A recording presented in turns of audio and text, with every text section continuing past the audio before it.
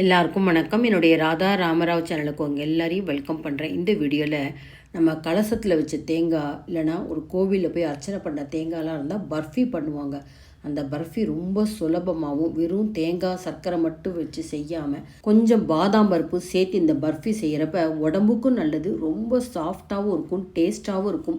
பொதுவாக பர்ஃபி செய்யணும் அப்படின்னாலே அதை பதம் பார்த்து பீஸ் போடுற அளவுக்கு நமக்கு வரணும் அப்படின்னா ரொம்ப நேரம் நம்ம கிளறிண்டே இருப்போம். ஆனால் ரொம்ப குறைஞ்ச நேரத்தில் இந்த பாதாம் சேர்த்த டேஸ்டான இந்த தேங்காய் பர்ஃபி எப்படி செய்யலாம் அப்படிங்கிறத பார்ப்போம் வாங்க. தேங்காய் பர்ஃபி செய்கிறதுக்கு 2 கப்பில் நான் தேங்காய் துருவி வச்சுருக்கேன். 1 கப்புக்கு 1 தேங்காய்ங்க. 2 கப்புன்றப்ப 2 தேங்காய் எடுத்திருக்கேன். தேங்காய் பார்த்திங்கன்னா இந்த அளவுக்கு ஒயிட்டாக இருக்கிறதுக்கு காரணம் பார்த்திங்கன்னா 4 மூடி தேங்காவும் நான் அப்படியே இட்லி பானையில் கொஞ்சம் ஒரு 10 நிமிஷம் வேக வச்சுட்டு அந்த ஓடை உடச்சி எடுத்துட்டு அந்த தேங்காய் முள்ள இருக்க ப்ரௌன் பார்ட்டை துருவிட்டு கேரட் துருவலில் அந்த தேங்காயை துருவிட்டேன். கொஞ்சம் கூட அந்த ப்ரௌன் பார்ட் இருக்காது. நீங்கள் சாதாரணமாக தேங்காவை துருவி கூட எடுத்துக்கலாம். ஒரு தேங்காய் எடுத்தீங்க அப்படின்னா 15 பாதாம், 2 தேங்காய்க்கு 30 பாதாம் எடுத்துன்னு நான் ஒரு 2 மணி நேரம் தண்ணியில் ஊற வச்சுருக்கேன். இந்த அளவுக்கு எடுத்துன்னா ரொம்ப கரெக்டாக இருக்கும். தோல் எடுத்து வச்சுடலாம். இப்போ பாதாம் அரைக்கிறதுக்கு முன்னாடி மிக்சி ஜாரில் நான் கேரட் துருவலில் தேங்காய் துருவணும் இல்லையா, இன்னுமே நைஸாக இருக்கணும். அதுக்காக திரும்பவும் நான் இதை மிக்சி ஜாரில் தேங்காய் துருவலை போட்டு பல்ஸ் மோடில் விட்டு இன்னுமே நைஸாக பொடி பண்ணிட்டு வர போகிறேன். இப்போ பார்த்தீங்கன்னா டெசிகேட்டட் கோகனட் பார் இருக்கும். இப்போ அதே மிக்சி ஜார்லே நம்ம ஊற வச்சு தோல் எடுத்து வச்ச பாதாமை சேர்த்து முதல்ல பல்ஸ் மோடில் கொஞ்சம் கொரகொரப்பாக அரைச்சிடலாம். அரைச்சிட்டு வந்ததுக்கப்புறம் ஒரு 1/2 கப்பு காய்ச்சி ஆறின பால் இல்லைன்னா ஒரு 2 கரண்டி பால் வச்சுக்கோங்களேன். அதை சேர்த்துட்டு நைஸாக விழுது போல் அரைச்சி மாற்றி வச்சுக்கணும். இப்போ அடிகனமான வானிலை எடுத்துக்கலாம். அதில் முதல்ல 2 டீஸ்பூன் நம்ம நெய் சேர்த்துக்கணும். நம்ம சாதாரணமாக உப்புமா செய்யக்கூடிய ரவை, நைஸ் ரவையாக இருந்தால் ரொம்ப நல்லாயிருக்கும். 1 டேபிள் ஸ்பூன் இல்லைனா ஸ்பூன் கணக்கில் 3 டீஸ்பூன் ரவையை ஒரு 2-3 நிமிஷம் நெய்யில் வறுத்துட்டு இதை ஒரு பிளேட்டில் தனியாக வச்சுக்கலாம். அதே வானலிலே இப்போ நம்ம பால் சேர்த்து அரைச்ச அந்த பாதாம் விழுது இருக்குது பார்த்திங்களா, அதை சேர்த்துட்டு ஓரளவு நல்லா பால் சுண்டி வர அளவுக்கு கிளறிண்டே இருந்தால் உங்களுக்கு பாதாம் பருப்பில் இருக்க அந்த பச்சை வாசனையும் போயிடும். ஓரளவு நல்லா திக்காக ஒரு கோவா பதத்துக்கு ஒரு 2-3 நிமிஷம் தாங்க கிளறினா போகிறோம். நல்லாவே திக்காயிடும். பாருங்கள், கொஞ்சம் கொஞ்சமாக நல்லாவே திக்காக இருக்குது. இப்போ இந்த ஸ்டேஜில் நம்ம பொடி பண்ணி வச்சுருக்கிற இந்த தேங்காயை சேர்த்துக்கணும். நீங்கள் சாதாரணமாக பூத்துருவலாகவே நீங்கள் துருவிட்டீங்க அப்படின்னா துருவாமனையில் அதை அப்படியே 2 நிமிஷம் வானலியில் வச்சு அந்த தேங்காயை வறுத்துட்டிங்கன்னா நிறைய நாள் உங்களுக்கு அந்த பர்ஃபி கெடாமல் இருக்கும். இப்போ பாதாம் வதக்கிட்டு நம்ம அடுத்து தேங்காவை சேர்த்தோம். இப்போ வறுத்து வச்ச ரவை, நெய்யில் வறுத்து வச்ச ரவை எல்லாத்தையும் நல்லா ஒன்றா சேர்த்து ஒரு 2-3 நிமிஷம் கிளறிட்டு அப்படியே நம்ம அதை பிளேட்டில் மாற்றிக்கலாம். எல்லாமே மிக்ஸ் ஆகிருக்கணும், அவ்வளோதான். ரொம்ப நேரம் போட்டு நம்ம கிளற வேண்டாம். இப்போ சர்க்கரையை நம்ம ஒரு கம்பி பதம் எடுத்துக்க போகிறோம். அந்த மாதிரி செய்கிறப்போ உங்களுக்கு சீக்கிரம் உங்களுக்கு இந்த பர்ஃபி செஞ்சு முடிச்சிடலாம். 1 தேங்காய், ஒரு 15 பாதாம், 1/2 டீஸ்பூன் ரவை, அந்த கணக்குக்கு எடுத்திங்கன்னா 3/4 கப்பு சுகர். எந்த கப்பில் நீங்கள் எடுக்கிறீங்களோ தேங்காய் அந்த கப்பில் சுகர் அளந்துக்கோங்க. இப்போ 2 கப்பு தேங்காய் துருவல், 30 பாதாம், 3 டீஸ்பூன் ரவைக்கு நான் பார்த்தீங்கன்னா 3/4 கப்பாக 1/2 கப்பு நான் சுகர் எடுத்திருக்கேன்.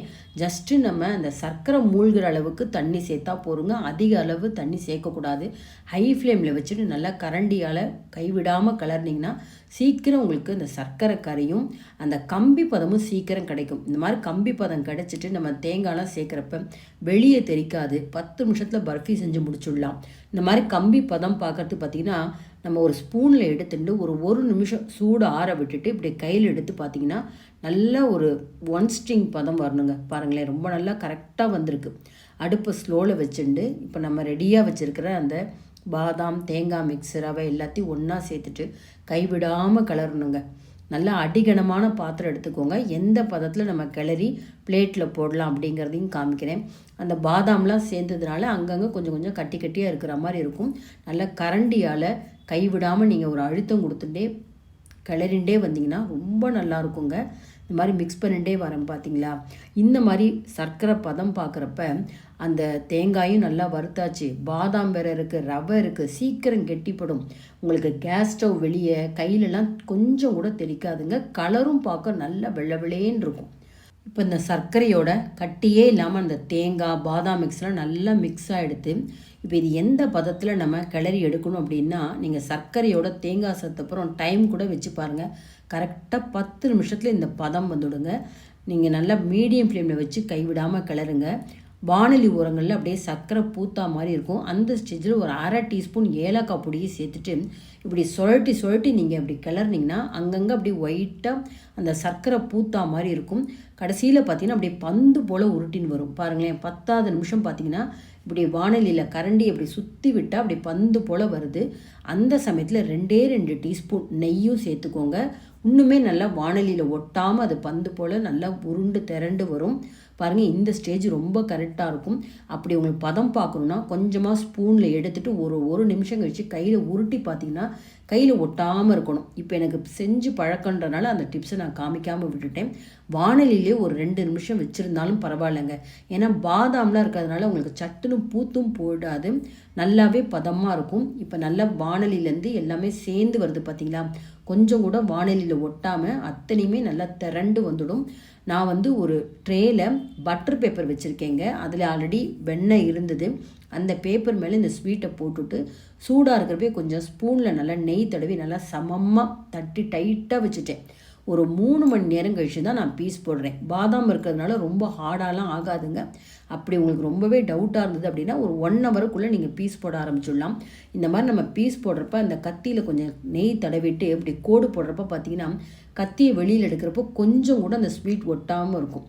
அப்போ உங்களுக்கு அந்த பதம் ரொம்ப கரெக்டாக வந்திருக்கு, நல்லா பர்ஃபி செட் ஆகிருக்குன்னு அர்த்தம். இல்லைன்னா கத்தியால் இந்த மாதிரி பர்ஃபியை பீஸ் போடுறப்ப அந்த கத்தி முனைகளில் பார்த்தீங்கன்னா அந்த பர்ஃபி அப்படியே குழன்னு நிற்குங்க. அந்த மாதிரி இருந்தால் திரும்பவும் நம்ம அடுப்பில் போட்டுலாம் இதை கிளற முடியாது. இந்த ட்ரேவை என்ன பண்ணலாம், அடுப்பு பற்ற வச்சு ஒரு கனமான தோசைக்கல் அதை சிம் ஃப்ளேமில் வச்சு அந்த தோசைக்கல் சூடாகிறப்ப இந்த ட்ரேவையும் வச்சுட்டிங்கன்னா ஒரு 10 நிமிஷத்தில் பார்த்தீங்கன்னா அந்த குழகுழப்பாக இருக்கிற அந்த கீழ்ப்பகுதி பர்ஃபியெல்லாம் நல்லா சர்க்கரை பூத்து செட் ஆகிடுங்க. அதுக்கப்புறம் நம்ம சூடாகினப்புறம் இந்த மாதிரி பட்டர் பேப்பரோ இல்லை டைரெக்டாகவே நீங்கள் வச்சுருந்தா கூட எடுத்துகிட்டு பீஸ் போட்டு இந்த மாதிரி தனித்தனியாக பிரித்து எடுக்கலாம். எல்லா ஸ்வீட்ஸுமே இந்த மாதிரி உங்களுக்கு பதம் சரியாக வரல அப்படின்னா நான் சொன்ன இந்த டிப்ஸை ஃபாலோ பண்ணுங்கள். லாட்டாக அந்த பர்ஃபியை பீஸ் போட்டப்புறம் பாருங்கள், அது எடுக்கிறதுக்கே எவ்வளோ சுலபமாக இருக்குன்னு. பாதாம் பருப்பு சேர்த்ததுனால ரொம்ப சாஃப்டாக இருக்கும், நல்ல வாசனையாக இருக்கும். 1 வாரத்துக்கும் அதிகமாக நீங்கள் வச்சுருந்தாலும் கெட்டு போகாதுங்க. பாருங்களேன், பொதுவாக நம்ம கலசத்தில் தேங்காய் வச்சு பூஜை பண்ணால் வீட்டில் அதிகமாக தேங்காய் இருந்தால் எல்லாருமே பர்ஃபி பண்ணுவோம். இனிமேல் பர்ஃபி செய்யறதும் சுலபம். அது கூட நீங்கள் பாதாம் சேர்த்து செஞ்சு பாருங்கள். பாதாம் பருப்பு உடம்புக்கும் நல்லது. இப்படி ஒன்று விண்டு காமிக்கிற பாருங்களேன், ரொம்ப நல்லா வாசனையாக இருக்குது. அவசியம் எல்லாருமே இனிமேல் பர்ஃபி அப்படின்னாலே இந்த வீடியோ பார்த்துட்டு சேவ் பண்ணி வச்சுட்டு இதே மாதிரி பர்ஃபி செஞ்சு பாருங்கள். இந்த ஸ்வீட் ரெசிபி பிடிச்சிருந்தா லைக்ஸ் கொடுங்க, கமெண்ட்ஸ் போடுங்க. ஃப்ரெண்ட்ஸ் அண்ட் ரிலேட்டிவ்ஸ்க்கு கண்டிப்பாக இந்த வீடியோவை ஷேர் பண்ணுங்கள். இது வரைக்கும் என்னோடய சேனலுக்கு சப்ஸ்கிரைப் பண்ணாத வீவர்ஸ் உடனே சப்ஸ்கிரைப் பண்ணி சப்போர்ட் பண்ணிகிட்டே இருங்க. Thank you viewers.